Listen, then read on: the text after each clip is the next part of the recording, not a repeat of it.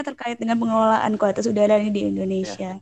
Ya, terima kasih, saya izin live ya. Ya, Saya Iya, sekali. minta Terima kasih banyak, Pak terima kasih Dasrul. banyak Pak ya, Dasrul. habis ini teman-teman lagi membahas masukan-masukan instansi lain untuk draft RPP perubahan PP 41, Pak.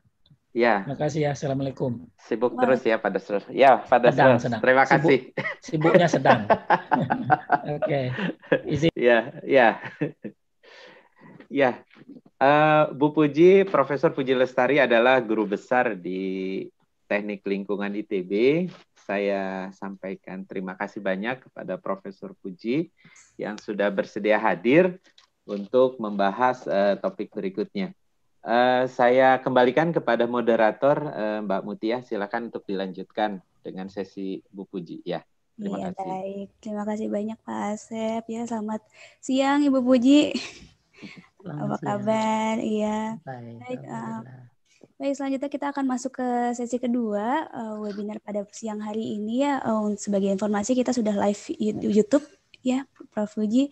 Jadi untuk topik selanjutnya ini mungkin kita akan lebih spesifik ya Bapak Ibu. Kalau tadi kita sudah membahas secara menyeluruh mengenai kualitas udara di Indonesia, sekarang saatnya kita perkecil skop pembahasan kita dan fokus pada salah satu sumber pencemaran udara yang sedikit banyak mempengaruhi kualitas udara kita. Nah, kali ini sudah bergabung bersama kita narasumber yang tidak kalah ahli dari Pak Dasrul, yaitu Prof. Insinyur Puji Lestari PhD. Beliau adalah guru besar Fakultas Teknik Sipil dan Lingkungan ITB dan juga merupakan ketua kelompok keahlian pengelolaan udara dan limbah. Begitu ya Bu ya? Benar ya? Betul. Oke. Baik, pada sesi ini Bu Puji akan menyampaikan materi terkait pengendalian pencemaran udara baik di industri maupun di perkotaan. Lalu tanpa menunggu lama lagi, waktu dan tempat akan saya persilakan kepada Bu Puji untuk menyampaikan materi. Silakan Ibu Puji. Baik, terima kasih. Selamat pagi Pak Asep, Mbak Mutia, dan juga yang hadir di sini. Pertama saya mengucapkan terima kasih tentunya sudah diundang Pak Asep yang kedua kalinya di sini. Mungkin perlu saya luruskan bahwa topik ini adalah pengelolaan kualitas udara di perkotaan dan juga industri, karena waktunya memang juga terbatas. Jadi saya hanya meng-highlight, nanti kalau ada pertanyaan silahkan, mau ditanya lebih detail silahkan, karena memang biasanya kalau pengelolaan kualitas udara itu kan tadi mungkin Pak Dasrul sudah menyampaikan secara umum gitu ya.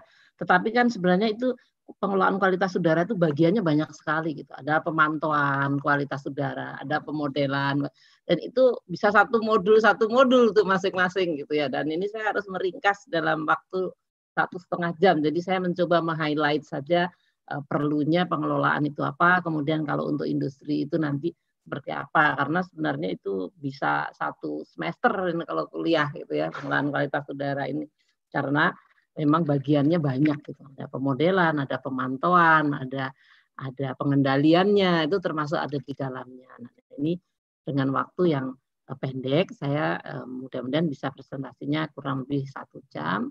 Silahkan nanti untuk yang waktu 1/2 jam berikutnya untuk bertanya. Jadi karena mungkin nggak semuanya bisa tercover, saya hanya mencoba mensummary-kan dengan waktu yang pendek tadi. Nanti silahkan saja untuk diskusi yang lebih jauh. Oke, saya akan share screen ya.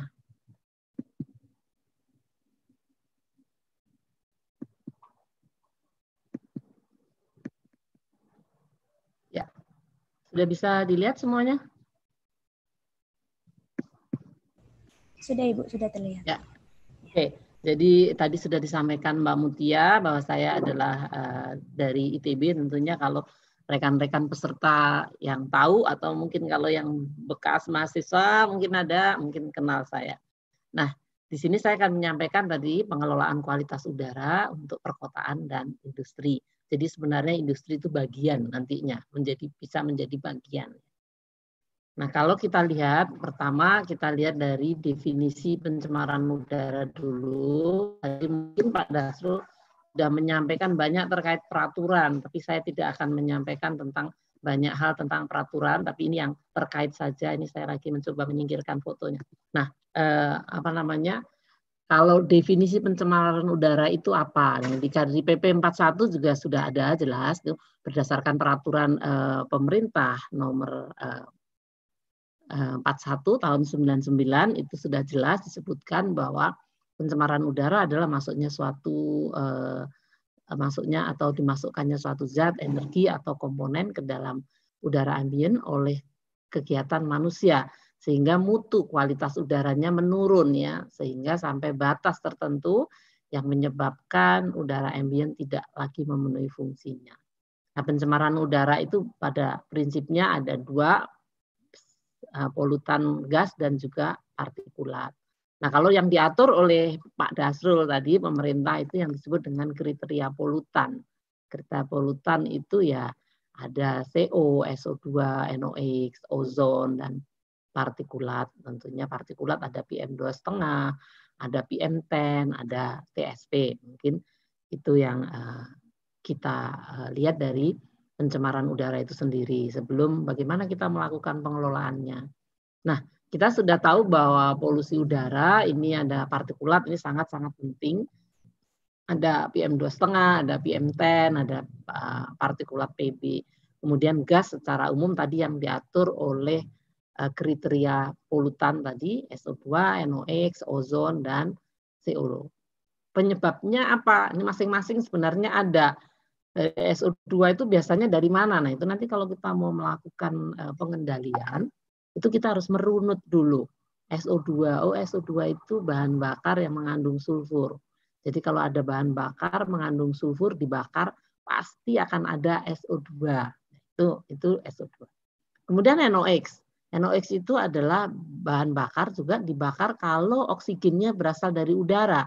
Pasti ada NOx. Ya, jadi itu. Sehingga kita nanti tahu kalau mau melakukan pengendalian itu kemana runutnya. Kemudian ozon itu adalah secondary polutan. Ya, jadi biasanya adalah polutan sekunder yang terbentuk di udara luar. Jadi bukan dari sumbernya langsung, tetapi merupakan secondary polutan. Kemudian ada CO. CO itu dari mana asalnya? Karena adanya pembakaran yang tidak sempurna. Nah, itu adalah CO. Sehingga kita kalau tahu nanti polutannya SO2, polutannya NOx misalnya. Nah, itu yang harus kita sikapi sumbernya kira-kira dari mana.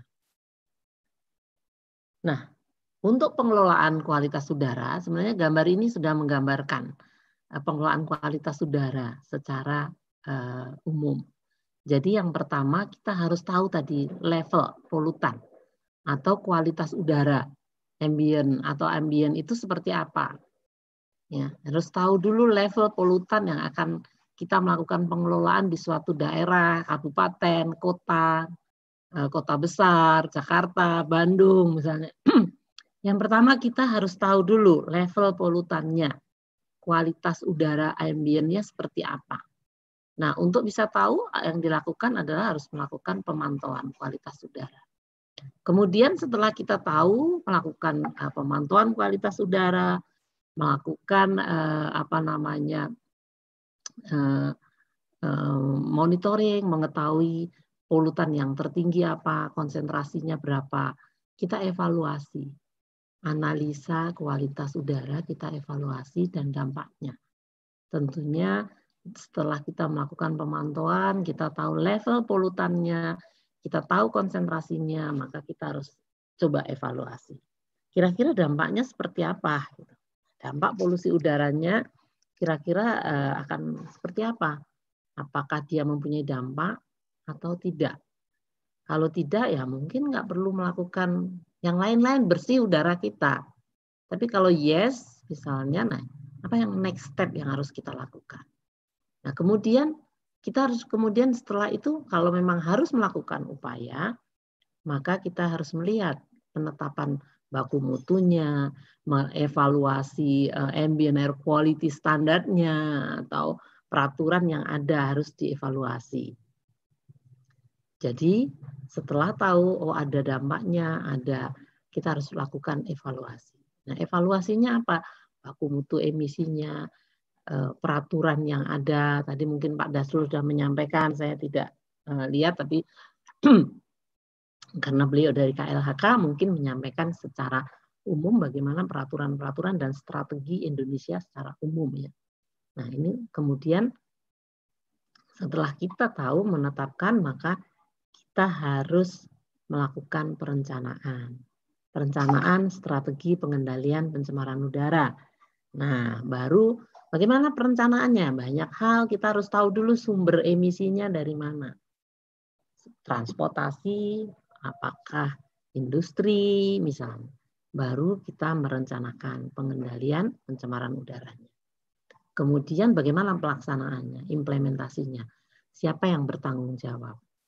Pemerintah pusat, pemerintah daerah, masyarakat. Nah, itu di situ pelaksanaan pengendalian pencemaran udaranya. Ya. Sehingga kita lihat lagi setelah dilakukan itu seperti PDCA aja, plan, do, check, ya, action, ya. Kemudian kita lihat kembali, oh setelah kita melakukan tadi upaya pengendalian kembali, ternyata sekarang kualitas udaranya sudah membaik. Jadi ini adalah kira-kira sirkulasinya. Nah, itu yang pertama, bagaimana pengelolaan kualitas udara. Ini ada semua, sebenarnya ada dalam 5 topik ini. Maaf, Raja Batu. Nah, kemudian kalau kita lihat, sebelum nanti kita melakukan pemantauan di sini, ada hal juga yang masih bisa kita lihat. Coba kita lihat dalam grafik ini dan charts ini. Nah, tadi sebenarnya dari mana sih sumbernya atau bagaimana polusi udara ini ada?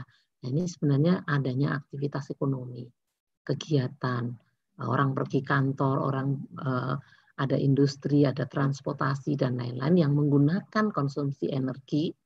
Yang mana konsumsi energi tadi baik itu di sektor industri, power plant, kendaraan bermotor, rumah tangga, semuanya akan menghasilkan berbagai polutan. Nah, polutan ini kalau sudah ke udara susah dikontrol.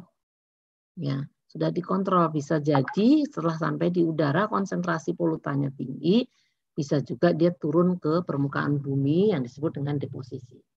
Nah, untuk mengetahui ini bagaimana levelnya ini maka dilakukan monitoring, tadi sudah saya sebutkan. Sebenarnya ini hampir sama dengan charts yang pertama, bedanya di mana? Bedanya di sini terlihat bahwa polutan ini asalnya dari mana, gitu ya, dari sumber energi yang mana. Kemudian setelah dimonitor kita harus tahu apakah ada dampaknya enggak.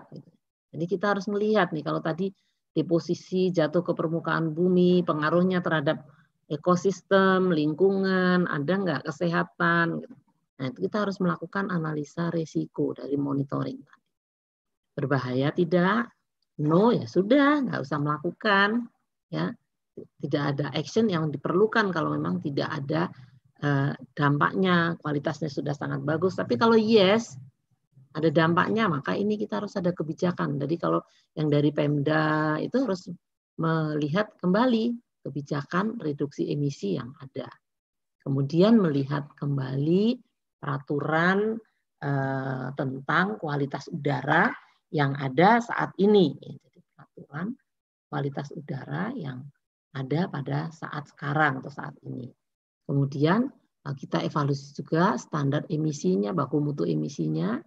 Kemudian kita lihat apakah setelah kita melakukan upaya kebijakan, peraturan dari segi pemerintah ini kebijakan, termasuk kebijakan itu membuat baku mutu yang akhirnya nanti industri akan melakukan upaya tindak lanjutnya, gitu ya. Nah itu bagaimana? Nah ini kemudian kita evaluasi kembali apakah sudah ada penurunan emisi, kemudian ada penurunan konsentrasi. Di sini maka ini juga sebenarnya berputar kalau kita lihat. Jadi ini kembali berputar di sini. Oke, kita next step. Nah, untuk melakukan pengelolaan sebenarnya ini secara umum sudah ada juga dalam 2 charts tadi, sudah lengkap.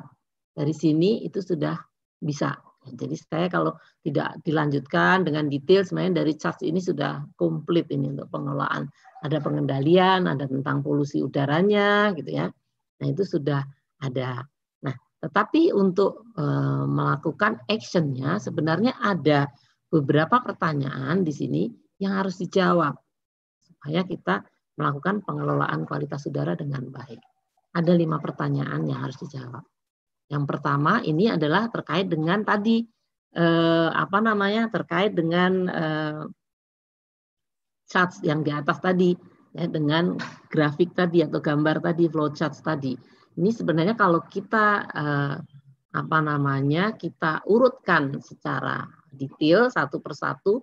Yang pertama kita harus tahu dulu apa sih yang ada di udara. Oksigen saja, nggak perlu pengelolaan karena oksigen itu kita butuhkan. Oh, di sana apa ada SO2 misalnya. SO2 seberapa besar SO2-nya?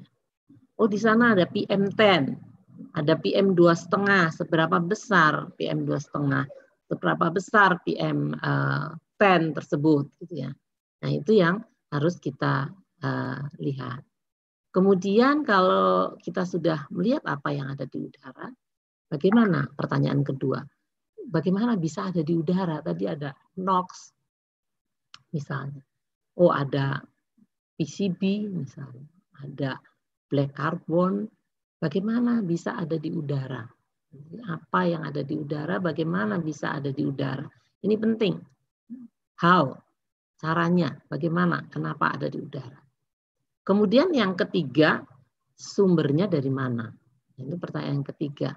Dari manakah sumber pencemaran udara tadi atau yang ada di udara tadi? Kemudian yang keempat, dampaknya.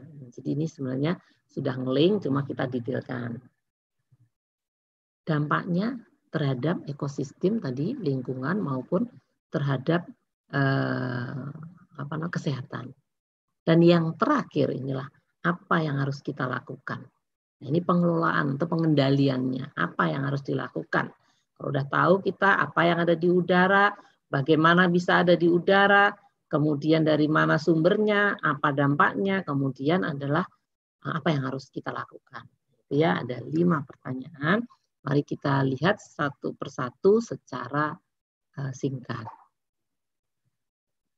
Nah, ini apa yang ada di udara. Apakah ini gas polutan, apakah ini partikulat. Nah, sebenarnya banyak sekali, kita kelihatannya bersih udara, tapi sebenarnya banyak di sana. Mungkin ada logam berat, mungkin ada senyawa organik, mungkin ada debu, ada smoke, asap, mungkin ada gas NOx, mungkin ada SO2, mungkin ada polutan yang macam-macam, gas, PM2,5, dan lain-lain. Nah, kalau kita lihat seperti ini nih di udara nih yang nyata. Ini kalau lihat ada lapisan nih di tengah ini adalah yang warna kecoklatan ini adalah polutan, banyak sekali di sana. Debu, partikulat, PM2,5, mungkin NOx kecoklatan, ada SO2 dan sebagainya. Jadi kalau kita lihat di sini adalah bagaimana polutan-polutan yang tadi ada, kira-kira polutannya apa. Nah, bagaimana kita bisa mengetahui polutannya itu gas kah, partikulat kah, berapa levelnya, berapa konsentrasinya. Nah, kita harus tahu bagaimana caranya kita untuk tahu. Yang pertama, kita harus melakukan pemantauan atau monitoring. Jadi kalau di daerah, di Pemda itu harus melakukan pemantauan, harus melakukan monitoring kualitas udaranya, ya, harus melakukan monitoring kualitas udaranya. Monitoring kualitas udara alatnya apa? Bermacam-macam, dari yang mulai yang sangat sederhana bisa hingga sampai yang sangat-sangat sophisticated, ya. Jadi boleh dari yang sederhana.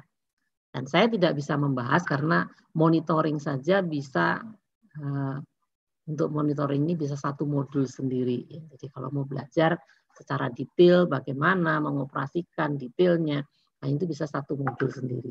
Nah, tapi di sini monitoring bisa dilakukan dengan pemerintah daerah. Itu mempunyai fixed monitoring station misalnya, atau Pemda atau pemerintah pusat yang tadi mungkin Pak Dasrul menyampaikan punya berapa 26 fixed monitoring station seluruh Indonesia misalnya. Nah, ini adalah salah satu bentuknya seperti ini. Ini adalah fixed monitoring station yang juga bisa mengukur, tadi ada gas tadi 5 parameter yang disebut dengan kriteria polutan, itu bisa diukur semua di sini dengan fixed monitoring station.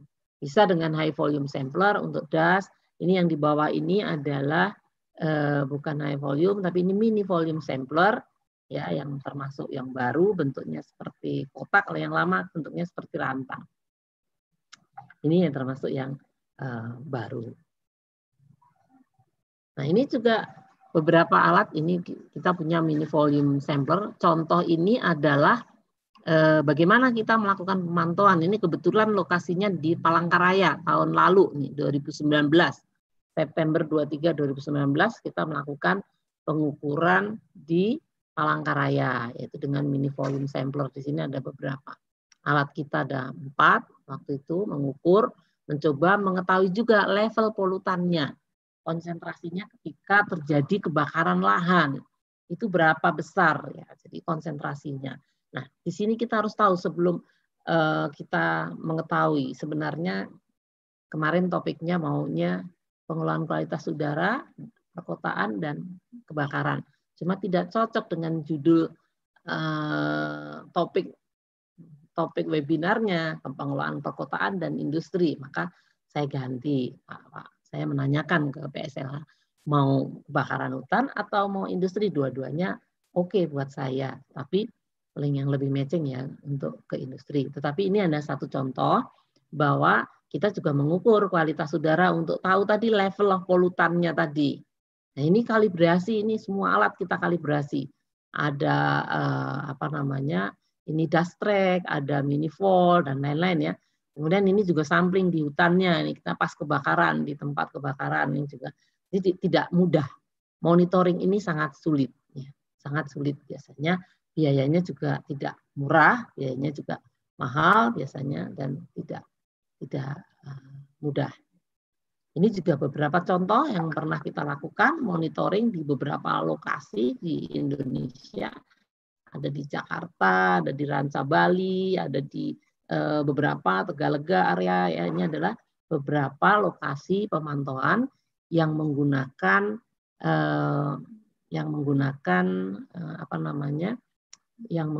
mini volume sampler, kemudian dichotomous sampler, ya, dan beberapa alat yang lain. Jadi ini adalah bisa sederhana ya, bisa menggunakan yang paling sederhana tadi. Kalau yang ada biasanya umum pakai high volume sampler, tapi itu hanya untuk dust. Ya, jadi itu mungkin lebih sederhana. Nah, kemudian juga bisa ini pakai dichotomous sampler, ini bisa membagi 2, PM2,5 dan PM2,5 sampai 10 coarse particle. Nah, ini kalau ini mini volume sampler, ini juga mini volume sampler bisa untuk PM2,5, bisa untuk PM10. Ya. Ini juga sampling bersama-sama, alatnya banyak. Oke, setelah kita monitoring, biasanya kita akan mengetahui bentuk filternya seperti apa sih. Macam-macam. Ada yang warnanya hitam, ada yang warnanya coklat, ada yang warnanya masih kuning-kekuningan. Nah, dari warna filter kita sudah tahu ini sumbernya apa. Filter dari mana. Ya, ini biasanya kita ketahuan nih. Dari diesel kah, dari urban yang campuran sumbernya, dari kebakaran lahan, ini akan beda-beda warnanya. Jadi ini yang juga kita harus tahu, ternyata kalau dari kebakaran warnanya kecoklatan, kuning kecoklatan. Ya. Ini juga dari agriculture residue burning. Jadi ini dari sisa limbah pertanian yang dibakar. Nah, ini juga seperti itu ya. Ini warnanya seperti ini. Ini dari banyak hasil penelitian dari mahasiswa saya ini sebenarnya ya. Jadi ini adalah berbeda dengan filter satu dengan yang lain. Nah, ini hasilnya kualitas udara. Saya nggak tahu mungkin Pak Dasrul menyampaikan. Ini kita lihat ada beberapa hasil kualitas udara yang bisa disampaikan nih, beberapa lokasi tadi. Mungkin punya KLHK ya, ini saya ambil memang dari KLHK, tapi kita summary-kan konsentrasinya tahun 2018 itu di beberapa wilayah. Ini ada yang di Palangkaraya cukup tinggi, Jakarta juga cukup tinggi, sampai 44 bisa sampai 800 misalnya. Ini juga konsentrasi rata-rata yang ada di setiap wilayah. Artinya setelah kita melakukan pemantauan kita tahu kualitas udaranya bagaimana, apakah perlu tindak lanjut, apakah tidak. Tapi rata-rata di Indonesia mungkin di daerah-daerah tertentu yang masih kecil ya, kayak di Aceh itu masih sangat konsentrasinya masih rendah. Kemudian di Palangkaraya itu pada saat normal tidak ada kebakaran juga konsentrasinya tidak tinggi ya. Tapi Jakarta misalnya, Bandung itu cukup tinggi konsentrasinya.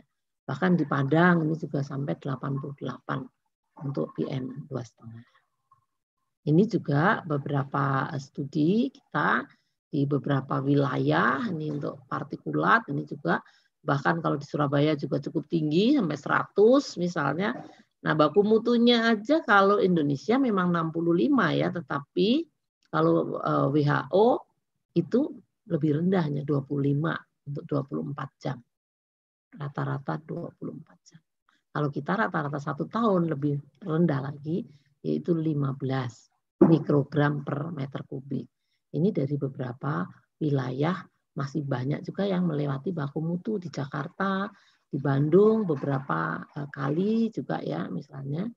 Ini juga ada yang masih melewati baku mutu. Ini kalau rata-rata 1 tahunnya 90. Jadi kita harus bisa menilai, mengevaluasi data pencemaran udara. Kemudian ini saya tunjukkan, ini juga ini di Jakarta. Jakarta ini ada baku mutu WHO tadi 25, baku mutu kita. Kalau dari baku mutu kita sih 65 tidak terlalu ini ya, tidak terlalu rendah, sehingga hanya beberapa yang mungkin lewat baku mutu. Tetapi kalau kita lihat dengan WHO itu ada kurang lebih 25, nah itu juga banyak yang melewat baku mutu. Ini juga di Bandung, kalau kita lihat di Bandung itu dari tahun 2001 hingga 2007 ini PM2,5 dan PM10-nya rata-rata anualnya itu sudah tinggi ya, 40 kurang lebih. Ya, 40 padahal baku mutunya kalau yearly itu cuma 15. Jadi praktis ini kalau kita lihat lewat dari baku mutunya. Jadi ini praktis sangat melewati baku mutu udara yang ada. Jadi ini standarnya sudah lewat. Nah ini juga ini CO. Ya, jadi ini CO, PM2,5 dan yang di bawah ini CO. Cuma sayangnya ini saya harus memindahkan foto.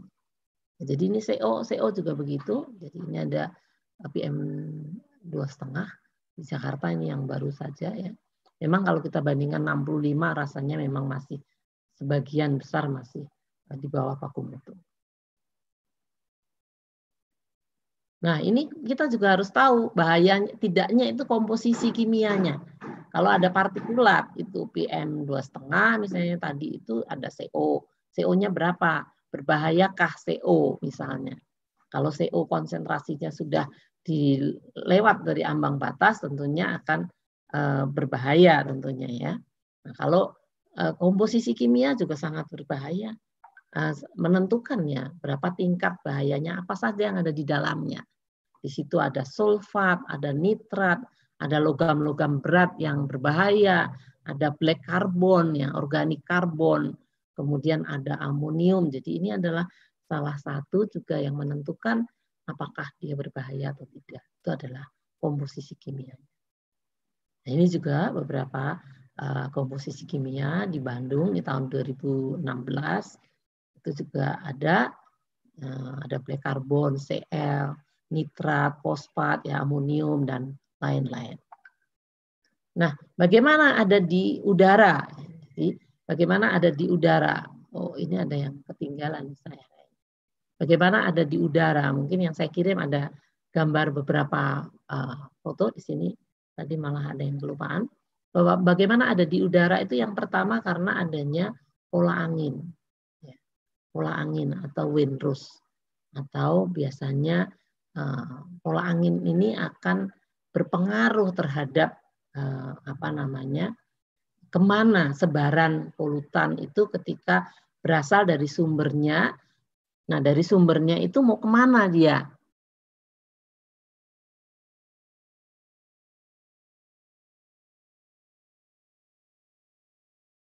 arahnya itu adalah pola angin. Tidak ada di sini saya malah. Ini saya ada kelupaan di sini. Ada satu chart yang menggambarkan bahwa kualitas udara ditentukan oleh pola angin atau meteorologi dan juga sumber emisi. Jadi kalau ada emisi, kemudian ada meteorologi, kondisinya maka akan menentukan kualitas udara di suatu wilayah. Jadi ada menentukan kualitas udara di suatu wilayah. Ini ada charts di situ, Anda mungkin mendapatkan charts-nya. Di sini malah saya lupa memindahkan tadi. Kemudian ada juga bagaimana pengaruhnya kecepatan angin ini terhadap sebaran polutan dari industri. Nah, di situ juga ada gambar stack, kemudian ya titik-titik kalau kecepatan lebih tinggi dia bisa perginya lebih jauh. Kalau kecepatannya rendah anginnya, maka jatuhnya polutannya lebih pendek. Nah, di situ ada di materinya yang saya kirim. Oke, kemudian dari sumbernya kita lihat dari manakah sumbernya. Pertanyaan yang ketiga, dari mana sumber pencemar itu? Sumber pencemar itu bisa dari industri, bisa dari transportasi, dan banyak lagi ya tentunya. Ada satu grafik ini kalau kita lihat satu foto di sini lebih lengkap. Jadi contoh sumber pencemar itu yang sebelah kiri itu adalah kiri atas itu industri ya. Jadi ini adalah industri. Kemudian ini adalah kebakaran lahan. Ya, jadi kalau kita lihat di daerah ini antara Jakarta Bandung waktu itu ya, itu kita melihat tuh banyak sekali orang yang masih membakar lahan. Nah, ini juga mempunyai kontribusi tentunya yang cukup tinggi terhadap polusi udara. Kemudian ini transportasi juga. Kalau kita lihat di transportasi, ini di Bandung ini ya, transportasinya juga bisa seperti ini ya, bisa kemacetan dan lain. Ini adalah sumber alam. Jadi sumber alam itu seperti vulkano misalnya, ya kayak di Tangkuban Perahu kalau di Bandung. Kemudian ada lagi di sini adalah konstruksi. Jadi ini konstruksi. Jadi banyak sumber. Nah, tapi kita harus tahu yang mana sih yang mencemari kota saya, yang mana sih yang mempunyai peranan yang besar terhadap, punya kontribusi yang besar terhadap kualitas udara atau pencemaran udara di suatu wilayah. Ini yang harus kita nanti identifikasi.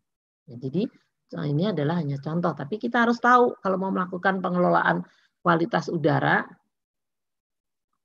harus tahu ya, jangan sampai kita tidak mengetahui sumbernya yang mana, karena banyak di wilayah kita. Tentunya setiap daerah punya sumber penting yang berbeda-beda, punya sumber penting yang berbeda-beda. Nah, ini adalah bagaimana caranya tadi untuk bisa menentukan apakah industri, apakah dari sektor transportasi, apakah dari konstruksi, transportasi misalnya. Nah, itu banyak cara. Yang pertama yang bisa dilakukan adalah dengan melakukan inventarisasi emisi. Nah, setiap daerah, setiap wilayah sebaiknya melakukan inventarisasi emisi. Yang kedua bisa dengan menggunakan model reseptor. Jadi bisa inventarisasi emisi, bisa model reseptor. Inventarisasi emisi bisa dilakukan dengan cara melakukan perhitungan emisi, beban emisi di suatu daerah atau di suatu wilayah. Nah, itu boleh macam-macam ya. Jadi apakah menggunakan berdasarkan energi yang digunakan atau konsumsi energi yang digunakan, atau menggunakan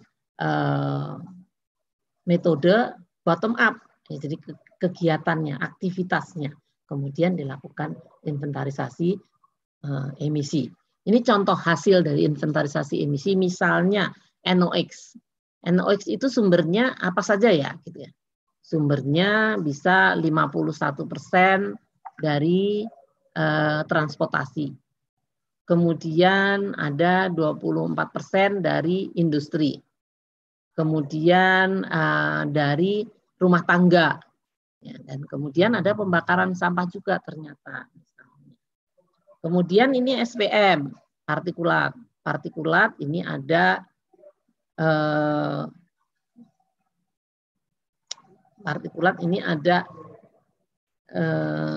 saya nggak kelihatan, ini ketutup sebentar ya.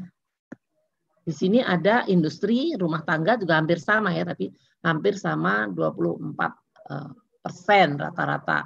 20%, 30% gitu ya. Jadi ini adalah sumber, sehingga kita dari inventarisasi emisi kita tahu bahwa sumber pencemarnya dari mana. Yang dominan apa? Misalnya NOx itu dominan dari sektor transportasi. Kemudian ada juga dari sektor industri. Partikulat misalnya ini hampir rata ini di Bandung ya, lama tahun 2005.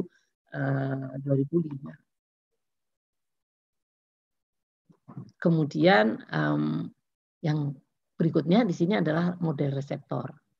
Bisa dengan menggunakan model reseptor. Saya memindahkan. Model reseptor. Dengan model reseptor ini kita juga mengetahui ya sumber utamanya, ini khusus partikulat. Kalau ini tadi bisa NOx, bisa CO, bisa SO2 dan lain-lain ya. Dengan inventarisasi emisi itu bisa diketahui. Kalau polutannya SO2, sumbernya dari mana saja. Yang dominan apa. Kalau NOx, sumbernya dari mana saja. Yang dominan apa. Nah ini kalau reseptor model, ini khusus untuk partikulat. Partikulat ini dihitung berdasarkan senyawa kimia tadi. Nah itu kira-kira apa saja di situ? Oh ternyata ada road dust. Jadi ya debu jalanan ada.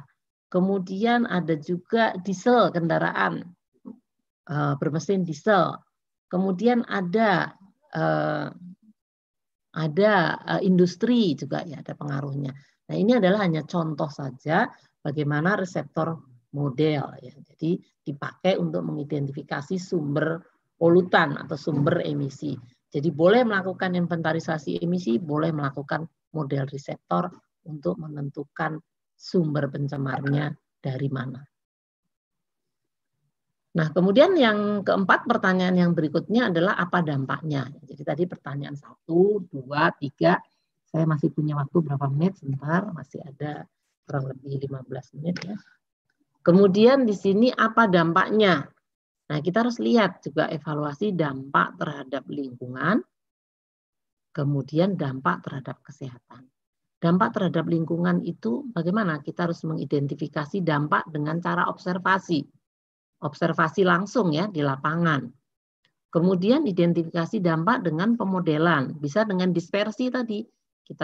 Kita modelkan dampaknya kemana, kalau saya punya sumber di sini kira-kira kemana. Kemudian dampak terhadap kesehatan. Dampak terhadap kesehatan itu juga bisa observasi langsung. Ya. Kita lihat saja. Ini adalah dampaknya terhadap lingkungan, bisa tumbuh-tumbuhan, misalnya ini SO2. Ini saya ambil dari suatu daerah industri yang pencemaran SO2-nya, emisinya sangat tinggi. Ternyata setelah saya lihat di sekitarnya, itu banyak sekali daun yang seperti ini. Jadi ini adalah dampak dari SO2 merusak klorofil. Kemudian ini juga kalau partikulat, misalnya kenapa PM2,5 itu sangat penting ya. Itu karena PM2,5 masuk ke dalam paru-paru dan menyebabkan dampak terhadap kesehatan. Nah, kemudian juga ini kalau lihat gambar paru-paru ini ada asma, kanker, bronkitis, emfisema, dan seterusnya. Tapi saya tidak ingin membahas lebih detail tentang dampak pencemaran udara. Nah, ini juga salah satu kegiatan observasi. Kita melakukan identifikasi dampak pencemaran udara dengan melakukan observasi. Ini tahun 2006, waktu itu sangat booming, belum ada kebijakan, masih ada bensin yang mengandung timbal. Maka kita lakukan waktu itu blood lead level test, jadi menggunakan tes darah, baik dari mulai anak sekolah, polisi, pejabat, kita lakukan semua ya. Nah itu di Kota Bandung tahun 2006. Nah kalau dilihat pada saat itu dampaknya cukup besar. Karena dari siswa-siswa yang diambil itu hampir di atas 50% itu mempunyai kadar timbal di dalam darah yang cukup tinggi. Jadi mempunyai dampak yang sangat-sangat besar. Nah, itulah bagaimana kita harus mengidentifikasi dampak terhadap kesehatan maupun terhadap lingkungan. Jadi itu kira-kira dampak dari polusi udara. Ini kalau kita lihat di sini yang garis pink ini adalah standarnya dari WHO itu 10. Kadar timbal dalam darah itu 10 mikrogram per desiliter. Tapi kita waktu sampling dari 400 siswa itu ternyata banyak yang lewat dari baku mutunya. Oke, kemudian yang berikutnya, terakhir ini adalah apa yang harus kita lakukan. Jadi ini adalah berikutnya di sini apa yang harus kita lakukan, yaitu pengelolaannya. Bagaimana melakukan kontrol, bagaimana melakukan pengendalian. Yang pertama kita harus mereview kebijakan yang ada, termasuk baku mutu emisinya. Kebijakan yang tadi Pak Dasrul bilang sedang merevisi PP 41. PP 41 itu sedang direvisi ya, direview ya oleh KLHK. Apakah mau dirubah misalnya? Itu review kebijakan. Itu tentang baku mutu emisinya seperti apa. Itu harus kita review dulu. Kita lihat kebijakannya. Ya. Bagaimana? Sudah sesuaikah? Harus perlu diperketatkah? Nah, itu harus kita review. Untuk daerah itu boleh menggunakan kebijakan nasional. Tetapi juga boleh membuat sendiri di daerah, tetapi biasanya boleh mengambil kebijakan nasional yang sama atau lebih ketat. Tidak boleh lebih longgar. Daerah tidak boleh lebih longgar. Kemudian bisa saja tadi setelah mereview, bisa saja menetapkan kebijakan baru. Mau mereview, mau menetapkan kebijakan baru. Nah, kemudian yang berikutnya merencanakan dan melaksanakan strategi pengendalian. Dari tadi sudah kita tahu inventarisasi emisi sektor transportasi kah, sektor industri kah, sektor rumah tangga kah. Nah, ini yang harus kita rencanakan, kita prioritaskan. Tergantung dari hasil tadi, emission inventory, inventarisasi emisi. Menunjukkan yang mana yang lebih besar. Nah, sekarang mau sektor yang mana yang harus kita lihat. Nah, tapi di sini karena tadi judulnya ada industri, maka saya akan sedikit lebih fokus ke sektor industrinya, pengelolaannya, karena memang kita fokus di sektor industri saat ini. Jadi kebijakan tentunya pengendalian harus sesuai dengan hasil observasi dan hasil perhitungan dari inventarisasi emisi, sehingga kita akan membuat skala prioritas nantinya sektor mana yang akan kita target, kita sasar untuk dilakukan pengendalian. Nah, ini kalau kita lihat nih contoh baku mutu emisi yang harus direview, perlukah kita review? Ada Kepmen LH nomor 13 tahun 95 tentang baku mutu emisi sumber tidak bergerak. Permen LH nomor 19 tahun 2017 tentang baku mutu emisi industri semen. Kemudian LH nomor 4 tahun 2014 tentang baku mutu emisi sumber tidak bergerak untuk kegiatan pertambangan. Kemudian ada juga baku mutu emisi Permen LH nomor 7 tahun 2007 tentang ketel uap untuk industri gula dan sawit. Yang baru ini Permen LH nomor 15 tahun 2019 yaitu emisi pembangkit termal. Nah, itu juga yang harus direview, ini terbaru ya, sudah menganulir yang lama ya, sudah ada yang baru harus digunakan yang terbaru.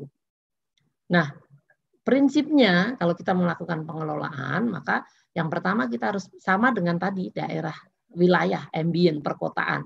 Ini khusus untuk industri juga sama. Harus melakukan identifikasi jenis polutan dengan melakukan pemantauan emisi dan sumber emisinya tentunya. Harus mengetahui level pencemaran dari sumber emisi, sama dengan yang tadi, hanya ini berlaku untuk industri. Kemudian harus kita membandingkan dengan baku mutunya. Kemudian kita harus mereview air pollution control yang kita miliki di industri tersebut.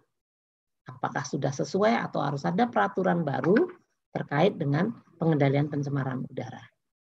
Kemudian merencanakan strategi pengendalian. Nah, Kalau kita lihat identifikasi sumber emisi, kita harus tahu polutannya gas, sama dengan yang tadi, dengan udara ambien, perkotaan, polutannya partikulat kah, polutannya gas kah.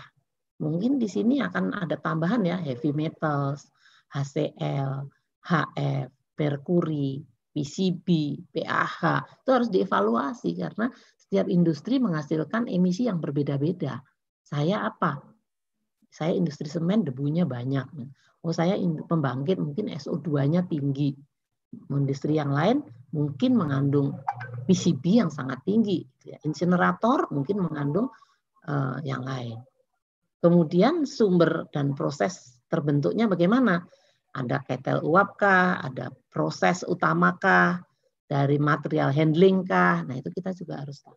Jadi mengetahui polutan gasnya dulu, kemudian sumbernya dari mana, ya, dari industri itu, apakah dari ketel uap, dari proses utama, atau dari material handling prosesnya.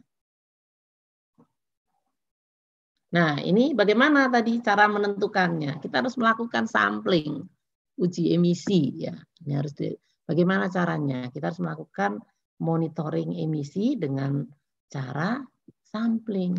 Ini adalah beberapa gambar contoh kita melakukan uji emisi monitoring. Untuk tahu levelnya, untuk tahu polusinya, kita harus melakukan sampling. Ini contohnya gas. Jadi ini adalah gas, sampling gas. Jadi ini dengan absorpsi di sini menggunakan absorpsi. Saya tidak akan melakukan karena monitoring ini bisa 1-2 modul sendiri ya untuk monitoringnya. Kemudian ini juga misalnya ada dioksin furan. Ini juga sini cara mengukur dioksin furan. Ini juga bagaimana dicerobongnya. Jadi ini adalah beberapa pengukuran yang ada. Nah, dari emisi monitoring, nah kita akan setelah tahu tingkat pencemarannya, bagaimana pendekatannya, bagaimana pendekatan daripada pengendalian untuk sektor industri. Ya, sebenarnya ada beberapa pendekatan yang bisa dilakukan. Yang pertama adalah dengan mereduksi emisi, yaitu prevention. Kemudian yang kedua adalah dengan melakukan recycle. Kemudian yang ketiga bisa dengan melakukan redesign ulang. Kemudian bisa melakukan implementasi, RECP namanya. Kemudian end of pipe. Jadi ada 5 pendekatan yang bisa dilakukan. Yang pertama ini prevention yang saya sebutkan tadi. Bahwa prevention itu mencegah, tidak ada emisi yang keluar. Ya, jadi dicegah. Tidak ada, mungkin dari prosesnya. Biasanya melakukan prevensi ini dengan mencegah sebelumnya. Jadi tidak ada kejadian emisi. Jadi bukan end of pipe ya, tetapi mencegah dari sisi prosesnya. Bisa saja dari bahan bakarnya yang dirubah, bahan bakunya yang dirubah, prosesnya yang dirubah, mungkin peralatannya yang dirubah ya. Jadi itu semuanya bisa dilakukan. Nah, karakteristiknya apa kalau mencegah itu? Karakteristiknya itu biasanya lebih baik, kemudian juga lebih kalau kita lihat di sini lebih hemat, save money. Kemudian tergantung dari proses, improvement, dan juga biasanya ada perubahan-perubahan yang akan dilakukan. Jadi mengganti bahan baku, mengganti bahan bakar, ini juga bisa. Ya, tapi biasanya lebih hemat dari karakteristik daripada prevention. Nah ini contohnya. Contohnya itu industri semen. Industri semen itu pada kondisi normal dia membakar menggunakan limestone, bahan bakarnya clay, silika, kemudian pasir besi, kemudian akan menghasilkan klinker, dicampur dengan gipsum, itu akan menghasilkan semen. Ya. Jadi kalau dicampur dengan gipsum, itu akan menghasilkan semen. Ya. Dicampur dengan gipsum, menghasilkan semen. Tetapi bisa juga ini diganti dengan bahan bakar dengan material alternatif. Jadi mengganti dengan material alternatif. Atau bahan bakar bisa juga diganti dengan bahan bakar alternatif ya. Jadi bisa dua sisi. Ini contoh di industri semen. Industri semen sudah banyak melakukan, misalnya menggunakan AFR di industri semen dengan menggunakan bahan bakar alternatif. Ya. Jadi ini bahan bakar alternatifnya apa saja? Ini adalah rice husk. Rice husk itu sekam padi, bisa menjadi bahan bakar alternatif. Ban bekas bisa menjadi bahan bakar alternatif. Kemudian fly ash ini bisa menjadi bahan baku alternatif. Jadi ini adalah beberapa contoh bahan-bahan yang mungkin bisa menjadi mengganti substitusi material bahan, baik itu bahan bakar maupun dia bahan baku. Nah, yang kedua berikutnya adalah dengan recycle ya. Dengan recycle. Recycle itu apa saja? Ya, prosesnya tetap, tapi limbahnya tidak semuanya ditreatment. Sebagian akan dikembalikan ke proses. Nah, itu yang namanya di recycle, bahwa sebagian dikembalikan ke proses, sebagian ada yang ditreatment. Sehingga jumlah material yang ditreatment itu sangat berkurang. Jadi sangat berkurang. Nah, itu recycling. Berikutnya ini adalah redesign. Saya waktunya masih ada 2 menit, 3 menit. Kemudian redesign di sini, redesign itu bisa dari awal prosesnya diulang. Jadi didesain ulang sehingga kita akan mengetahui bahwa dengan mendesain ulang prosesnya yang lebih baru, kemudian menggunakan air pollution control yang baik, maka dia akan mengurangi limbah. Ya. Jadi tidak memerlukan lagi treatment di sini. Nah, ini yang disebut dengan redesign. Tapi redesign itu cost-nya besar. Ya. Redesign itu cost-nya juga besar. Nah, yang keempat di sini bisa menggunakan resource efficient dan cleaner production. Jadi hemat energi, air, dan bahan. Ya, biasanya yang disebut dengan resource efficiency dan cleaner production. Ini mungkin saya jelaskan di next slide, ini lebih jelas. Di sini adalah konsep dari RECP, resource efficient, itu lebih cenderung juga up the pipe, bukan end of pipe. Jadi kalau up the pipe itu sebelum limbah timbul, dicegah, biasanya profit center, karena kita tidak ada limbah. Jadi biaya pengolahannya lebih murah. Ya.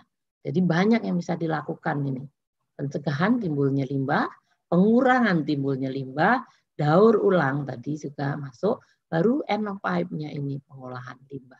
Jadi konsep ini. Tapi ini banyak yang bisa dilakukan untuk misalnya good housekeeping, itu juga bisa mengurangi emisi. Kemudian bahan baku, bahan bakar, dan lain-lain. Jadi konsepnya itu adalah yang 1, 2, 3 tadi bisa dirangkum di dalam RECP atau Resource Efficient dan Cleaner Production. Kemudian baru yang terakhir, ini adalah ini baru kalau kita lihat tadi konsep 3 tadi, 3 yang pertama 1, 2, 3 tadi dari mulai mencegah, prevention, mengurangi, daur ulang tadi adalah masuk dalam kategori resource efficient and cleaner production. Kemudian di sini adalah end of pipe yang terakhir, ini adalah memasang air pollution control. Nah, karakteristiknya tentunya conceptually simple, mungkin lebih mahal. Dan air pollution control tidak bisa mencegah adanya fugitive emission. Ini adalah yang disebut dengan end of pipe. Nah, ini juga saya hanya sepintas karena apa? Karena ini bisa 1 semester nih kalau pengendalian pencemaran udara ini khususnya. Cuma ini kira-kira untuk partikulat ini apa saja yang bisa dipasang. Untuk pengendalian emisi gas itu kira-kira apa yang bisa dilakukan. Ini adalah ada, saya waktunya pas nih 11.30 pas terakhir slide saya. Ada pengendalian partikulat nih bisa dengan dust collector. Dust collector tuh bisa macam-macam. Ada dry collector, ada wet collector. Dry collector, ada settling chamber, cyclone, ada electrostatic precipitator. Itu semuanya bisa satu materi training ya. Kalau mau pengendalian pencemaran udara khusus partikulat dan gas ini bisa 1 seminggu ini. Tidak cukup kalau cuma 1 hari. Jadi ini biasanya pengendalian pencemaran udara itu saya kalau ngasih training, in-house training, pernah saya memberikan di industri semen, itu 5 hari. 5 hari itu baru pengendalian pencemaran udara saja. Dari mulai detailnya itu 5 hari. Nah, kemudian untuk gas bisa ada insinerator, combustion, ada absorpsi, ada adsorpsi, dan juga ada kondensasi. Jadi kira-kira itulah flow-nya, alirannya dari mulai pengelolaan kualitas udara, mulai perkotaan, kemudian sampai kepada pengendalian untuk industri. Sebenarnya masih ada lagi untuk sektor transportasi, tadi belum kita bahas. Kemudian ada sektor lagi pengendalian untuk pembangkit, rumah tangga, masih banyak lagi. Saya kira itu untuk hari ini. Saya kembalikan waktunya kepada Mbak Mutia. Terima kasih. Terima kasih banyak Bu Puji, wah materinya sangat menarik sekali nih. Mungkin langsung kita masuk ke sesi diskusi ya Bu ya. Sudah ada beberapa pertanyaan nih baik dari YouTube maupun dari room meeting kita juga. Mungkin saya akan coba tampilkan ini ada 3 pertanyaan pertama ini dari para peserta dari YouTube nih Bu. Pertama ini dari Pak Rosidin Smart. Ini izin bertanya, apakah benar alat LVAS tidak direkomendasikan untuk alat uji PM yang tidak bisa terakreditasi KAN? Oke, jadi sebenarnya begini. Tadi kan yang namanya melakukan pemantauan, langsung dijawab gitu Mbak? Langsung? Ya, boleh Ibu mau menjawab ya. Satu-satu atau langsung mau bagaimana? Mau saya bacakan dulu 3-tiganya juga boleh ini? Oh iya boleh. Ya oke. Jadi ini pertanyaan kedua ini ada dari Ukta Imran. Ini ada komponen apa saja yang sangat mempengaruhi parameter ozon selain transportasi. Dan pertanyaan ketiga ini dari Muhammad Amr. Izin bertanya bagaimana pendapat Ibu tentang pengendalian pencemaran udara akibat kebakaran hutan yang selalu terjadi setiap tahunnya yang diduga akibat pembukaan lahan untuk industri. Mungkin itu 3 pertanyaan pertama ya Bu ya. Oke baik. Ya. Oke, jadi yang pertama ini adalah dari Pak Rosidin. Pak Rosidin menanyakan apakah benar alat LVAS tidak direkomendasikan untuk alat uji partikulat yang tidak bisa terakreditasikan. Nah, ini harusnya disebutkan mau untuk udara ambien atau emisi. Ya, ini uji partikulat meternya untuk ambien atau emisi. Karena kalau LVS, low volume sampler, itu sebenarnya boleh saja. Kalau terkaitkan itu sebenarnya kalau kita mau akreditasi, kita boleh mengusulkan alat yang ingin kita akredited. Misalnya saya mau mengukur nih, yang penting harus ada manualnya, ada instruksi itunya, IK-nya, ya. Jadi ada IK-nya, kemudian ada rujukannya, SNI-nya misalnya.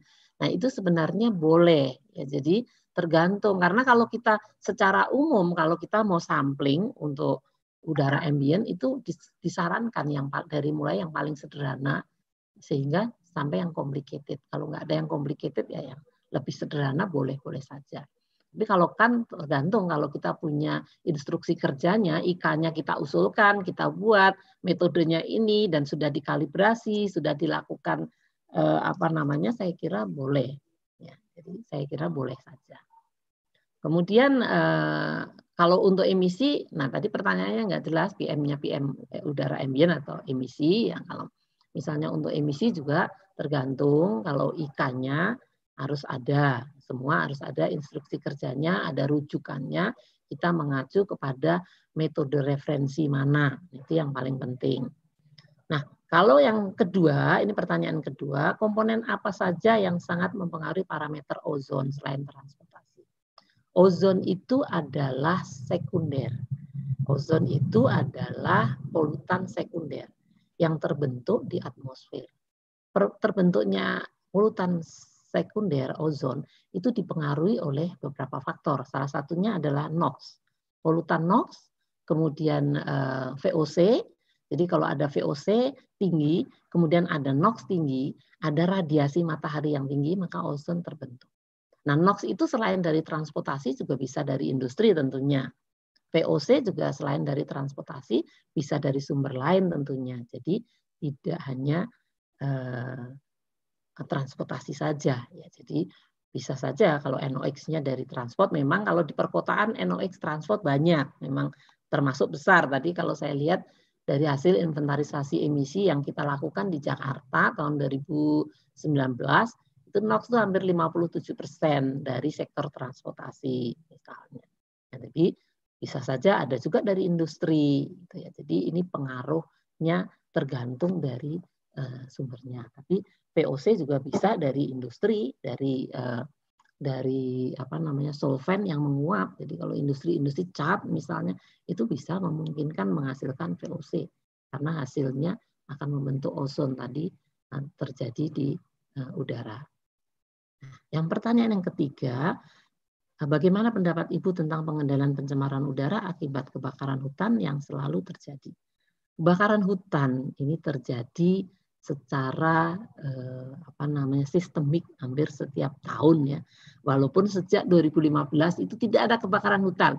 Pemerintah sudah sigap menangani pencemaran udara tahun 2015. Kemudian sejak 2015 itu kebakaran hebat. Kemudian tidak ada lagi kebakaran sampai 2019 kemarin. Yang tadi fotonya saya tunjukkan itu 2019 itu kebakaran yang hebat setelah 2015. Dan kami pergi ke sana untuk melakukan pengukuran.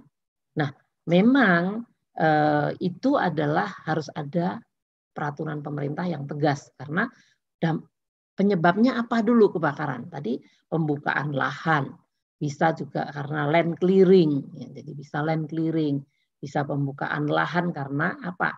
Tadi pertama land clearing. Kalau land clearing dari mana? Harusnya yang punya lahan-lahan pertanian, sawit dan lain-lain yang melakukan pembukaan lahan. Nah, itu bisa bisa harus ada peraturan yang lebih tegas. Nah, pembukaan untuk industri misalnya, tapi industri mungkin membuka industri itu tidak setiap tahun ada ya, tapi kalau pembukaan lahan karena biasanya setiap tahun begitu selesai panen, land clearing harus dibersihkan. Nah, ini yang terjadi ya, untuk kebakaran lahan dan kebakaran hutan. Nah, ini pemerintah sudah mulai tegas sebenarnya memberlakukan banyak sekali peraturan dan juga sanksi-sanksi terhadap pemegang-pemegang HPH. Ya, itu yang sudah dilakukan. Saya kira itu yang ya, pertanyaan. Baik, ada pertanyaan selanjutnya ini masih dari YouTube, ada dari Pak La Irianto. Untuk mengidentifikasi dampak dengan observasi misal pada pabrik PKS, kira-kira adakah skala luas atau radius berapa yang masuk dalam kategori terdampak dari pabrik tersebut? Lalu pertanyaan kedua dari Ibu Hasniati Astika dari YouTube juga. Mohon izin bertanya, untuk polutan gas berupa VOC dan PAH biasanya dari industri apa saja ya Bu? Mungkin dua ini dulu kali ya Bu, karena yang bawah ini ada dua lagi pertanyaannya. Panjang ya? Baik. Wah, yang pertama itu untuk mengidentifikasi dampak dengan observasi, misalnya pabrik PKS, kira-kira radius berapa. Nah, untuk mengetahui radius berapa, nah itu biasanya kita harus lihat juga dengan melakukan prediksi estimasi. Estimasi bisa dengan pemodelan. Misalnya kita lihat nih sumbernya di PKS itu tadi apa, ataukah bau, ataukah misalnya kelapa sawit itu misalnya apakah debunya atau asapnya, tergantung juga emisinya. Kemudian seberapa besar sebarannya. Nah, sehingga kita bisa melihat biasanya ada skalanya, mikro 100 meter dari pabrik, kemudian makro sampai 500 meter dari pabrik. Ya, jadi itu bisa saja skala mikro, skala makro itu bisa kita lihat.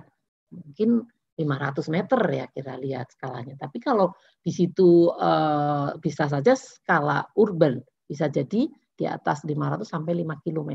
Itu bisa memungkinkan ada skala mikro 100 meter, 500 dan juga 5 km. Tergantung juga nanti kondisi meteorologi di wilayah tersebut. Ya. Kemudian arahnya kemana kita harus tahu. Arah anginnya cenderung ke utara misalnya, berarti kita harus lihat downwind di sana itu kena dampak sampai seberapa jauh. Jadi biasanya ada skala mikro, skala makro, dan juga skala neighborhood, itu 5 km. Itu bisa dilihat ke sana. Kemudian pertanyaan yang berikutnya adalah VOC, PAH. Nah itu banyak ya, tergantung juga PAH, VOC itu kalau misalnya insinerator membakar plastik, membakar limbah yang itu bisa menghasilkan VOC juga ya kalau industri. PAH itu bisa juga kalau misalnya industri, kita pernah mengukur di industri semen, ada tapi kecil. Nah, itu tergantung juga dari bahan baku dan bahan bakarnya. Itu biasanya ada PAH maupun VOC. Membakar limbah misalnya itu juga harus kita lihat. Kemungkinan ada PAH, jadi kalau bahan bakarnya. Kemudian juga kalau membakar, mungkin juga PAH itu bisa dari pembangkit ya, tapi kecil. Kalau pembangkit itu biasanya partikulat dan SO2 yang tinggi. Nah, tapi PAH itu tergantung dari bahan baku dan bahan bakarnya. Beberapa industri semen misalnya itu menghasilkan tapi kecil. Kemudian kelapa sawit bisa jadi juga ada ya kalau kita lihat ya, itu bisa memungkinkan. Nah, pertanyaan yang ketiga di sini dari Pak Randi. Pak Randi, iya Bu. Pak Randi Zulkarnain ya. Ada di sini ya berarti Pak Randi. Ada di ruangan Zoom, Bu? Ya. Ada di ruangan. Ya. Pertama pertanyaannya Permen LH nomor 15 tahun 2019 ada parameter Hg dan PM. Apa alasan ilmiahnya memasukkan parameter Hg pada PLTU batu bara? Kemudian PM yang dimaksud adalah sebentar ini saya geser dulu nggak kelihatan saya. Ya. PM yang dimaksud adalah PM10 atau PM2,5. Oke, yang kedua, apa yang harus dilakukan industri selain kewajibannya sesuai RKL-RPL dalam meminimalisasi mencegah pencemaran udara? Apakah butuh tools pemodelan? Jika butuh, pemodelan seperti apa? Yang pertama dulu, nah, Permen LH, nah LHK ada kehutanannya ya, nomor 15 tahun 2019 memasukkan unsur Hg dan PM. Pertimbangannya adalah ini biasanya PLTU yang menggunakan bahan bakar batu bara. Memang batu bara itu diduga mengandung merkuri. Sehingga kenapa merkuri ada di sana. Ya, jadi karena batu bara juga dibakar itu menghasilkan partikulat yang cukup tinggi. Karena apa? Batu bara itu mempunyai kadar abu yang cukup tinggi juga. Kadar abunya tinggi batu bara itu. Nah, kalau kadar abunya tinggi otomatis partikulatnya juga akan banyak yang keluar dari sana. Itu logikalnya. Kadar abunya tinggi, partikulatnya juga akan banyak. Hg karena memang batu bara itu disinyalir mengandung merkuri. Walaupun besar kecilnya tergantung dari suplai batu bara dari mana asalnya ya. Kalau ada yang dari Ombilin, ada yang dari Kalimantan, dan dari KPC dan lain-lain kita. Jadi juga memang ada bahwa Hg itu ada dari batu bara. Nah, PM10 atau PM2,5 itu sebenarnya lebih yang diatur di situ bukan PM2,5 atau PM10, tetapi adalah hanya partikulat saja. Partikulat, jadi SPM ya secara umum particulate matter, bukan PM10 atau PM2,5, tapi adalah partikulat atau debu. Ya, jadi biasanya untuk emisi tidak diatur PM2,5 atau PM10. Nah, pertanyaan yang kedua, apa yang harus dilakukan oleh industri selain kewajibannya dalam meminimalisasi mencegah pencemaran udara? Butuh tools pemodelan. Saya kira perlu pemodelan ya. Jadi bisa dengan dispersi, misalnya melakukan pemodelan dispersi, kemudian kita lihat sebarannya sampai di mana, impact-nya kira-kira kalau saya punya emisi sekian, konsentrasi maksimum di udara itu berapa. Saya pernah melakukan beberapa pemodelan itu dengan menggunakan air mode, itu di beberapa pembangkit ya. Jadi di Suralaya juga sudah pernah kita lakukan pemodelannya. Kemudian di Tanjung Jati juga pernah melakukan pemodelannya. Kemudian kalau mencegah pencemaran udara pernah kita lakukan kajiannya di PJB, di Python. Waktu itu juga pernah tahun lalu dengan pembangkit Jawa Bali ya, Python 1, Python 2 itu kita evaluasi kondisi saat ini, berapa kondisi partikulatnya, SO2-nya dengan adanya Permen LH nomor 15 ini.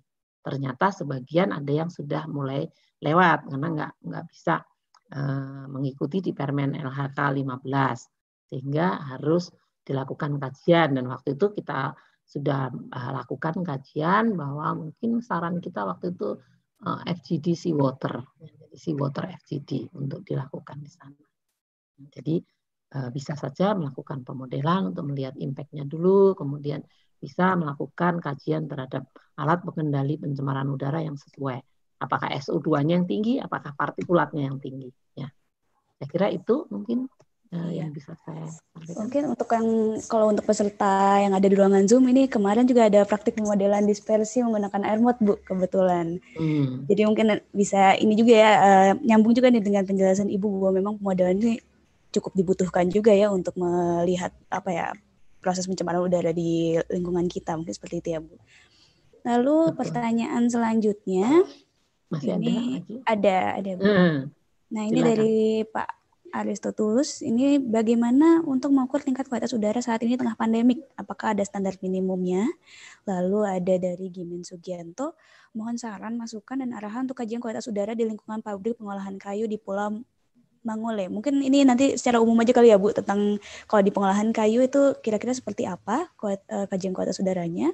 Lalu ada juga dari Ratih Kusumawardani, bagaimana cara meminimalisir polusi udara yang disebabkan oleh kegiatan bongkar muat batu bara di pelabuhan. Mungkin itu kali, Bu, 3 pertanyaan selanjutnya. Baik, yang pertama dari Pak Aristotulus ya, Pak Aristotulus. Bagaimana untuk mengukur tingkat kualitas udara saat ini di tengah pandemik? Apakah ada standar minimum? Saya kira mengukur kualitas udara bisa saja di tengah pandemik karena alat itu kan tidak harus kita tungguin. Sebenarnya kalau tergantung yang kita punya alatnya apa. Kalau kita punya yang continuous monitoring lebih bagus, kita letakkan di satu tempat, kemudian kita tinggal, kita pantau 24 jamnya seperti apa. Kalau mau yang manual tadi seperti yang saya lakukan tadi itu boleh saja, bisa dilakukan di walaupun di tengah pandemi karena kan sebenarnya alat kita letakkan setelah kita pasang kita tinggal, kecuali hujan ya kalau kita manual ya, kecuali hujan. Kalau hujan memang seharusnya dimatikan alatnya, tapi kalau tidak hujan saya kira tidak akan terlalu mengganggu ya. Asal lokasinya bukan tempat orang yang sedang berkerumun ramai sehingga kita berbahaya untuk kita, tapi kan tidak perlu kita tungguin atau kita duduk nongkrong di sana, sebenarnya tidak perlu kecuali kalau memang sudah saatnya hujan, yang pertama. Kemudian bisa juga dengan tadi ngukur secara saat kalau punya. Saya waktu itu membelikan alat ukur juga yang bisa handheld. Kita datang ke tempat yang kita ukur misalnya 10 menit sana, kemudian kita bisa pindah ke tempat lain yang handheld aja. Hanya untuk mengetahui sesaat boleh. Tapi kalau menurut peraturan itu kan harus 24 jam yang harus diukur untuk partikulat misalnya. Nah itu perlu tetap, saya kira nggak ada masalah mengukur tingkat kualitas udara di tengah pandemik. Sebenarnya bulan lalu saya memberikan webinar itu khusus tentang dampak pandemik terhadap kualitas udara ya, tidak di sini tapi saya pernah memberikan dengan UI. Waktu itu kebetulan Universitas Indonesia mengundang saya, jadi kita melakukan kajian terhadap dampak kualitas udara terhadap dampak pandemik terhadap kualitas udara. Jadi boleh. Nah, yang kedua, mohon saran masukan dan arahan untuk kajian kualitas udara di lingkungan pabrik pengolahan kayu di Pulau Mangole. Yang pertama harus tadi Pak, harus tahu Pak Gimin ya, Pak Gimin Sugianto harus tahu dulu sebenarnya tingkat level pencemaran di sana itu berapa. Apakah sudah ada air pollution control-nya atau belum? Kalau sudah ada, jenisnya apa? Kalau belum, mungkin harus ada next step-nya. Nah, kalau misalnya pabrik kayu itu yang paling banyak adalah partikulat. Jadi kalau kayu tentunya partikulat ya, biasanya plywood misalnya. Itu juga. Kemudian juga kalau saya lihat plywood tadi ada salah satu foto saya itu saya ambil dari pabrik plywood ya, dari pabrik plywood yang warnanya hitam tadi, walaupun tidak besar, kecil, tapi ada warnanya hitam. Nah, itu kita harus tahu dulu tingkat emisinya berapa. Sehingga kita akan tahu alat apa yang nantinya sesuai untuk di pabrik kayu tadi. Apakah sudah ada? Belum. Kalau belum ada ya harus kita lakukan. Kemudian kita harus juga melakukan pemantauan di sekitarnya. Apakah pemantauan di sekitarnya ini sudah melewati ambang batas atau belum? Ya, jadi itu harus dilakukan pemantauan di sekitarnya. Kemudian dilihat potensi pencemaran yang dari pabrik kayu ini sendiri. Biasanya sih partikulat yang tinggi. Kemudian mungkin kalau dia menggunakan bahan bakarnya diesel, misalnya, atau batu bara, nah itu kita kan perlu tahu bahan bakarnya diesel kah, batu bara kah, nah itu yang kita perlu mengetahui. Kalau dia diesel atau batu bara, SO2-nya juga pasti ada di sana. Nah, SO2-nya juga seberapa tinggi. Kemudian yang paling bagus lagi kita lakukan pemodelan tadi, itu bagus ya, pemodelan kualitas udaranya. Ya, setelah kita tahu kira-kira dampaknya, sebarannya, kemudian apa yang harus kita lakukan tadi, kita harus tahu alat pengendali pencemaran udara yang terbaik. Atau mau kita lihat evaluasi lagi bahan bakar yang digunakan apa, mau digantikah bahan bakarnya, itu sangat spesifik ya, tidak bisa kita generalisir sekarang, tapi itu adalah sangat spesifik. Sehingga dengan sangat spesifik ini maka harus ada data, sehingga saya bisa menyarankan lebih jauh datanya seperti ini, kemudian pernah dilakukan pemantauan hasilnya seperti ini baru kita bisa secara umum, karena nggak bisa secara spesifik tanpa ada data. Kemudian yang ketiga, bagaimana cara meminimalisir polusi udara yang disebabkan oleh kegiatan bongkar muat batu bara di pelabuhan. Yang pertama sebaiknya menggunakan enclose. Ya, jadi close. Jadi waktu saat bongkar pasang itu kalau yang pertama bisa saja dengan di-spray ya, dibasahin supaya tidak mabul-mabul kemana-mana itu debunya. Itu bisa saja dengan di-spray, menggunakan sprayer di udaranya supaya agak lembab sehingga tidak kemana-mana. Yang kedua bisa dengan enclose, artinya tertutup sebagian dengan atap sebagian, itu bisa.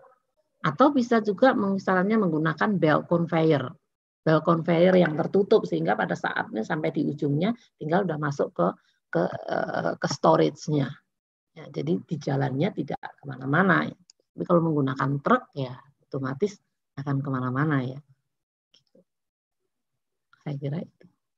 Masih ada lagi. Oke, mungkin ada 4 pertanyaan terakhir, Bu. Nah, ya. Ini kalau yang 4 ini mungkin 3 nih dari Bunita, dari yang 2 dari Bunita dan Fitri ini mungkin terkait dengan industri kecil ya, Bu. Yang pertama itu home industry, bagaimana pengendalian pencemaran udara untuk home industry laundry. Nah, ini menggunakan katanya batu bara itu home industrinya. Dari penggalingan untuk kegiatan penggalingan dan setrikanya. Lalu untuk yang dari Fitri ini pencemaran udara untuk UKM tahu yang simpel dan murah, saya seperti itu. Jadi ini mungkin masih satu terkait ya. Dan yang bawah juga bagaimana penanganan pencemaran udara dari industri pemanfaat oli bekas yang saat ini kami tangani hampir setiap tahun. Ada keluhan dari masyarakat sekitar industri yang mengeluhkan adanya ini mungkin adanya pencemaran kali ya, mungkin terasa. Mungkin tiga pertanyaan ini saling berkaitan, Bu. Mohon dijelaskan dulu nih untuk yang industri kecil. Oke. Jadi ini juga begitu upaya pengendalian pencemaran udara untuk home industri, kegiatan pengeringan setrika, laundry ya. Laundry itu sebenarnya memang kalau dia menggunakan batu bara itu sudah sama treatmentnya, walaupun dia industri kecil. Kita juga harus tahu batu baranya jenisnya apa yang dipakai, kadar sulfurnya berapa. Sehingga itu dari bahan bakar saja pastinya ada partikulat dan juga ada SO2. Ya. Nah, itu bisa saja menggunakan scrubber kalau mau, scrubber kecil. Tapi tergantung apakah benar SO2-nya ada. Kalau SO2-nya nggak ada, mungkin hanya cyclone kecil cukup kalau hanya partikulat. Ya. Tergantung. Nah, tetapi juga laundry itu kan menggunakan bahan kimia juga yang lain. Jadi biasanya itu tidak hanya partikulat dan juga mungkin SO2 dari batu baranya, tetapi dari chemicalnya juga mungkin ada. Saya nggak tahu bahan kimia yang digunakan untuk laundry itu apa, untuk dry cleaning terutama. Dry cleaning itu biasanya menggunakan bahan kimia juga gitu ya. Jadi itu mungkin harus dilihat. Kalau batu bara mestinya SO2-nya ada, mungkin debunya ada. Nah, kalau pakai dry cleaning mungkin ada bahan kimia yang lain, misalnya CaCl2 atau apa ya yang ada dilihat. Tapi tergantung bahan kimia yang digunakan karena setiap laundry dry cleaning menggunakan bahan yang bisa berbeda. Gitu. Tapi biasanya dari chemicalnya juga ada. Pabrik tahu itu biasanya limbah cair banyaknya. Ya, pengendalian pencemaran udara untuk UKM seperti tahu. Tahu itu biasanya banyaknya menggunakan limbah cairnya yang banyak ya tahu itu. Di udaranya mungkin ada dari pembakaran aja, dari pemanasnya untuk merebus untuk pembakaran. Nah, itu juga bahan bakar yang digunakan apa? Kalau dia menggunakan kayu bakar biasanya debu, maka itu bisa aja pakai cyclone mini, bisa juga ya kayak mini cyclone ya, bisa dibuat di sana. Nah, yang ketiga tadi juga sama ini sebenarnya, hampir sama nih 1, 2, 3. Penanganan pencemaran udara dari industri pemanfaat oli bekas. Nah, oli bekas ini kalau dibakar biasanya warna asapnya hitam, agak kehitaman, tidak jernih, tidak abu-abu, ada kehitaman. Nah, itu bisa juga karbonnya tinggi, bisa jadi. Kemudian bisa juga mungkin smoke-nya tinggi. Nah, itu juga semuanya bisa sangat spesifik ya, tidak bisa kita ini kalau kita nggak tahu tingkat ininya, apakah ada mungkin kalau dia dari diesel ada juga sulfurnya ya, oli bekas. Nah, itu mungkin juga bisa scrubber kecil misalnya. Itu bisa saja memungkinkan ya. Oke. Saya kira itu nih pertanyaan yang terakhir. Ya dari Nurul Matin ini. Nurul Matin ya. Iya, apakah bisa menghitung indeks pencemaran udara hanya menggunakan parameter partikulat meter? Terima kasih. Indeks pencemaran udara sebenarnya bisa saja, tetapi kalau ISPU itu biasanya kan dihitung berdasarkan dari parameter semua yang diukur. Jadi hanya dipilih yang paling besar itu mana, misalnya ada ozon, bisa diukur dari partikulat saja, bisa dihitung ISPU-nya berdasarkan partikulat bisa. Tetapi kalau untuk wilayah misalnya satu kota yang mengukur CO, ozon, nah itu biasanya nanti ISPU-nya ditampilkan tuh ISPU yang terbesar dari 5 itu. Jadi kalau yang paling besarnya ozon ya keluar ISPU-nya yang dari ozon yang terjelek tadi. Tapi kalau hanya yang diukur hanya partikulat tentu saja bisa. Kita bisa menghitung ISPU atau indeks pencemaran udara berdasarkan partikulatnya. Bentuknya bisa saja. Ya, saya kira itu yang saya dapat sampaikan. Iya, mungkin sesi pertanyaannya kita akhiri dulu ya Bu, karena berhubung sekarang waktu sudah menunjukkan pukul 11.58 ya, udah hampir jam 12 nih. Terima kasih banyak Bu Puji atas materi yang sudah disampaikannya. Mungkin sebelum saya tutup ini mau ada sesi dokumentasi dulu mungkin ya Bu. Oke. Bersama para peserta yang ada di ruangan Zoom meeting. Pada para peserta saya harapkan bisa menyalakan videonya. Mungkin bisa dipandu oleh Mas Satria ya untuk pengambilan dokumentasinya. Oke, untuk Bapak dan Ibu silakan menyalakan kameranya dan menghadap ke kamera. Saya lihat baru Pak Jimmy yang menyalakan, mungkin jadi apa-apa, akan saya lakukan dokumentasi. Akan tersenyum kepada kamera, begini juga. Baik, mundur 3, 2, 1. Oke, sekali lagi, 3, 2, 1. Terima kasih, saya kembalikan kepada moderator. Oke, baik. Terima kasih Mas Satria. Sekali lagi Bu Puji, terima kasih banyak atas waktunya dan materinya yang sangat bermanfaat nih untuk kita semua. Mudah-mudahan ini jadi bekal nih untuk para peserta khususnya yang ada di ruangan pelatihan sekarang ini ya, untuk jadi lebih ahli nih ke depannya sebagai sebagai salah satu evaluator untuk pengelolaan udara ya di Indonesia ini. Mungkin sebelum penutupan ada yang mau disampaikan Bu Puji? Saya kira terima kasih untuk semua yang hadir di sini. Memang kalau jika ada yang ingin ditanyakan lebih jauh bisa menghubungi saya. Email saya ada di materi di depan ya, di Si materinya ada email saya. Silahkan jika ada yang ingin mau ditanyakan atau dikonsultasikan, silahkan saja menghubungi saya melalui email. Baik, sekali lagi terima kasih Mbak Mutia atas moderatornya. Terima kasih banyak. Saya tutup. Wassalamualaikum warahmatullahi wabarakatuh. Waalaikumsalam warahmatullahi wabarakatuh. Dengan demikian telah berakhir sesi webinar kita pada siang hari ini. Saya juga mengucapkan banyak terima kasih kepada para peserta yang mengikuti webinar ini dari kanal YouTube. Terima kasih banyak atas waktu yang sudah diruangkan untuk menyaksikan webinar kali ini. Cukup sekian dari saya Mutia Farah, undur diri. Terima kasih banyak. Wassalamualaikum warahmatullahi wabarakatuh. Waalaikumsalam. Ya, mungkin untuk selanjutnya saya kembalikan ke sesi acara ya.